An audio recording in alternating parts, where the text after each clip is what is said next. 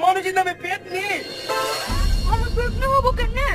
আমাকে সবাই পাড়া লোকে কালো বলে বলে ডাকে। এইবার বুঝতে পেরেছি ওই ছেলে কেন বিয়ে করতে এসে পালিয়ে গেছে। ওগো তুমি বলো না কেন পালিয়ে গেছে? তোর এই ভয়ঙ্কর চেহারা দেখি রে।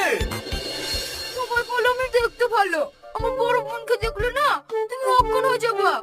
আমারই তো ভয় লাগে। ওর আবার কোথায় বিয়ে হয়েছে? আগে কেন হবে? আমাকে পছন্দ করো না আর লাল পরে বলে।